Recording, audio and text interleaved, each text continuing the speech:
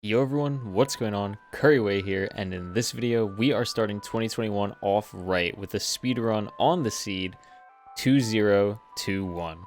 If you end up enjoying this video, let me know with a like and a comment. This was a suggestion by a lot of you after I did the Christmas seed, and I hope you enjoy this run as much as I did. Also, chances are that if you're watching this video, you may not be subscribed, so if you like the video and are interested in more from me in the future, make sure to hit that subscribe button. One last quick thing before we get into the video. If you are here at the premiere, make sure you stick around to the end of the video where I have a really cool announcement for all of you watching. With all that said, let's get into the run. Alright, so let's talk about this run. This is actually quite a bit different from other runs that I've done with said seeds. A lot of the time, I look for a village or there's just a village on it in general.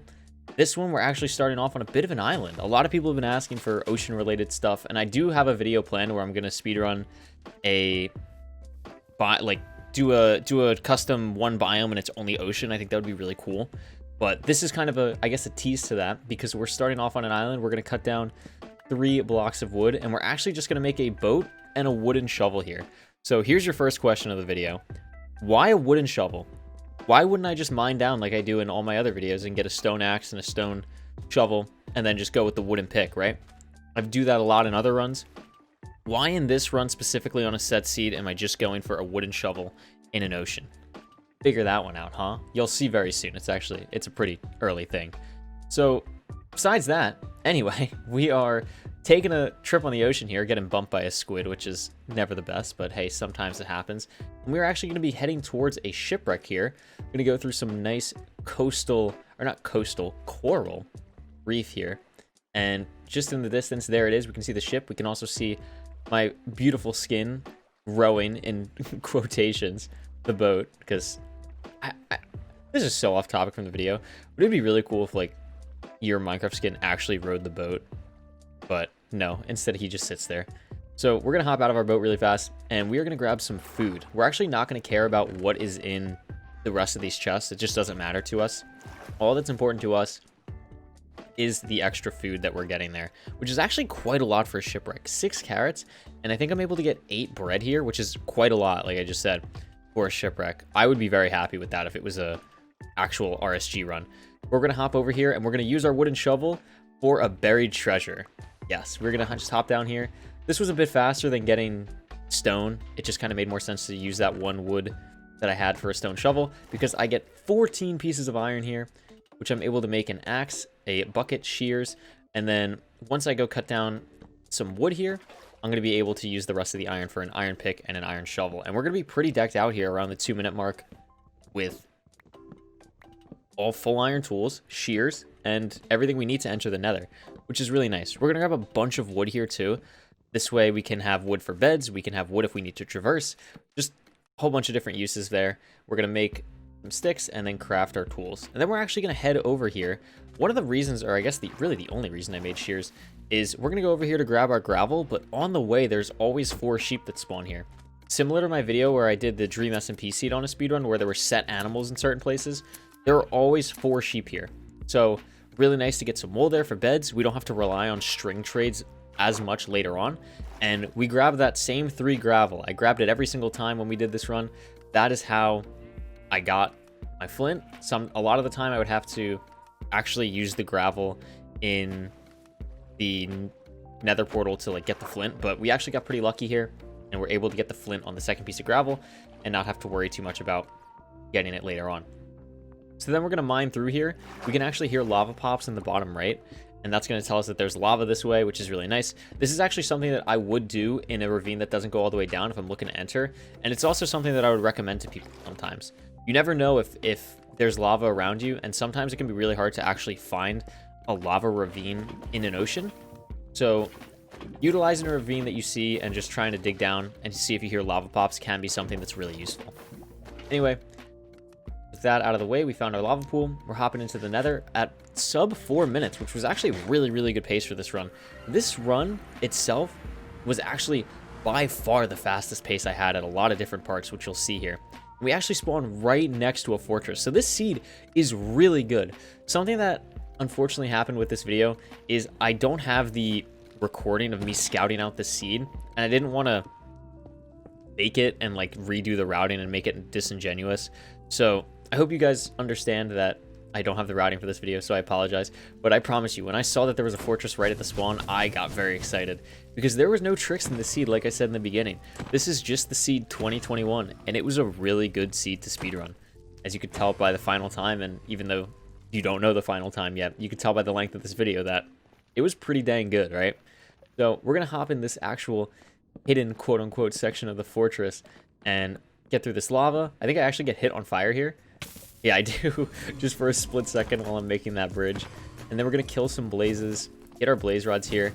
So since we just spawned right next to the fortress with our nether portal, we're actually just going to use the fortress first. A lot of the times you'll see speedrunners go to a bastion first if they see a fortress, try and run the other way. But since this was just right here, it just kind of made sense with the routing. And the bastion is actually quite a little bit of a hike, so definitely made sense to do this first. And we already have 4 blaze rods. I wasn't keeping track. I think we went 4 for 5 or 4 for 6 there so far. Or actually, we killed blazes at the top too, so we may have killed like 8 blazes by now. The spawn rates were really, really fast in this, and that was a huge help to the time here. A lot of times the run would end up dying here because my blaze rod drop rate would just be unlucky, or the blaze rods, or the blazes themselves, excuse me, wouldn't be dropping. But I got really lucky this attempt on blaze rods, which was really nice. And I was able to play the bastion super safely, which you'll see. Speaking of playing safely, that's what I'm not doing here. Just going back in on these blazes, hoping I get the 6th blaze rod, and I do. So I don't have to wait for another set to spawn. Do some head hitters on the way back, and we are out of this fortress sub 6 minutes, ladies and gentlemen. On the way to the bastion now. So now that we're out of the fortress, we can eat some food. And remember, we do have those pieces of bread, which is going to be really handy when we start ender pearling later on once we get to the bastion. Make a nice little jump here with the wood. And something that's really nice about the going to the blaze spawner first is that since we're able to break the blocks, similar again to the Dream SMP seed video, we're able to use those blocks to our advantage here, which is really nice. You can actually see me switch my blocks here. And the reason that I did that was because I wanted to save the wood for the beds, which I actually wasn't able to do anyway. So I had to get more wood after I left. But that shows how much wood we used and how necessary it is to enter the nether with blocks and use blocks in the nether, right? So that was really nice. My movement here is actually insane.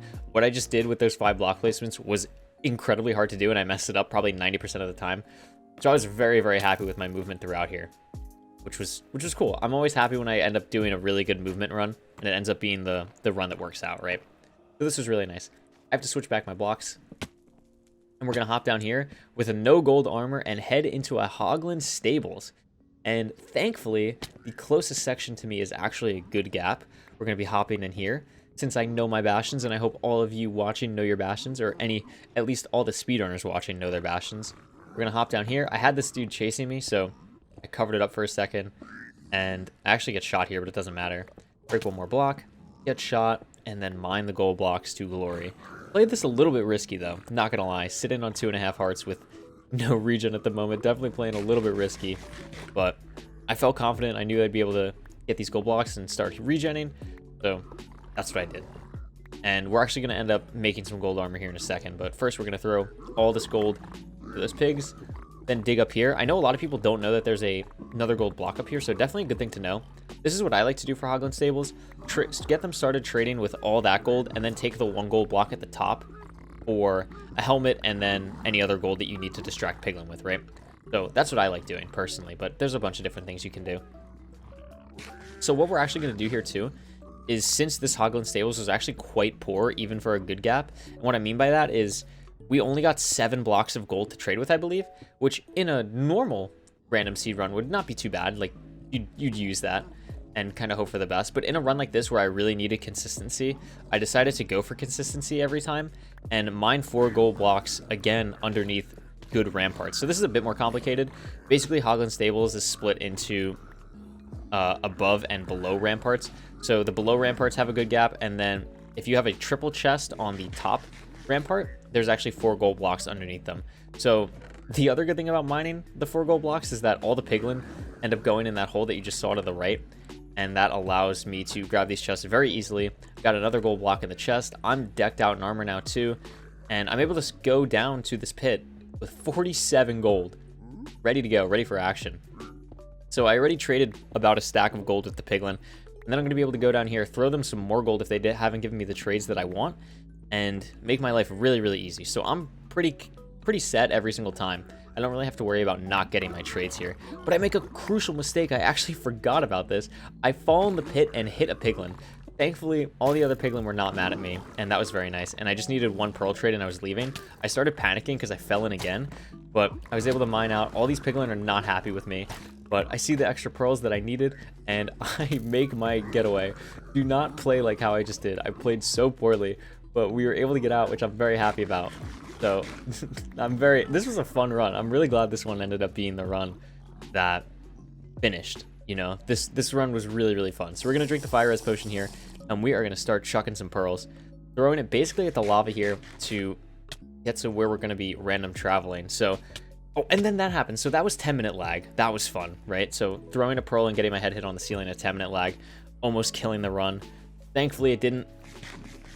We're able to just run on the soul sand while I'm regenning my hearts, and we're able to make a big throw here across the lava and head to where we're going to be random traveling.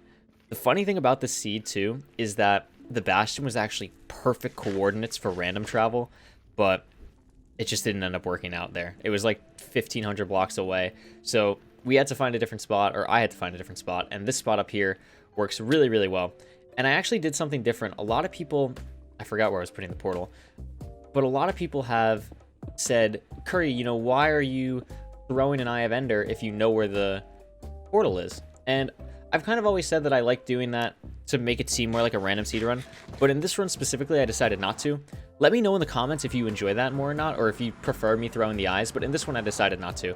So definitely let me know, because this is going to be something that kind of decides the future of the videos or not, like if we continue doing no eyes or an eye throw. I personally don't mind either way, so whatever you all prefer, I'm happy to do. We're going to mine this wood. Like I said earlier, we had to use most of our wood before to traverse the nether, so we just have to cut a couple trees down, a couple pieces of wood, able to get more than enough beds. I think I'm able to make like 6 or 8 beds here, which is absolutely insane, which is really nice because my one cycling at this point in the day was poor. I hadn't practiced at all, so I felt very confident going into the end with like 20 beds that I wasn't going to mess this up. And actually using all of our bread, so getting that chest in the beginning was really, really important from that shipwreck. We're going to fall directly on top of the portal room and place some blackstone and enter the end at around the 12-minute mark. So this was a really, really fast run. Like I said, this seed was really good. The 2021 seed definitely pulled through, which was really cool to see. And yeah, now all we have left is the one cycle, getting ready to go. Well, actually, I have to craft my beds and stuff. Look how much string we got too. Absolutely insane. 37 pieces of wool, and I'm able to get an insane amount of beds. And I feel very confident. There's no way I'm messing this up. And thankfully I don't. So, well, obviously I don't, you know, you're seeing this video, right? So all we have to do is get our crying obsidian, which I had just enough for, place it, stand in our nice little spot on north-south, and get ready for the dragon to perch. So I do hope you all enjoyed this video. This was super fun to do. I really enjoyed doing the 2021 seed. Let me know again if you have any suggestions for other seeds. I definitely want to do some subscriber seeds. I talked about the ocean one. I want to do a floating islands run. So let me know in the comment section. Enjoy this very, very unprepared dragon perch one cycle.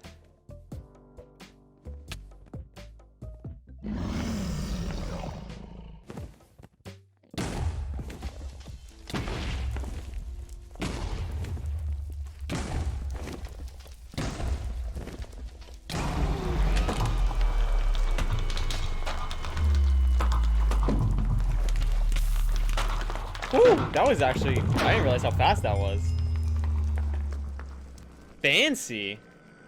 Okay. GG. So thank you all so much for watching, and if you're at the premiere, don't go anywhere, because I am actually going live right now on twitch.tv for the first live stream of 2021 for Couriway. Twitch.tv/Couriway.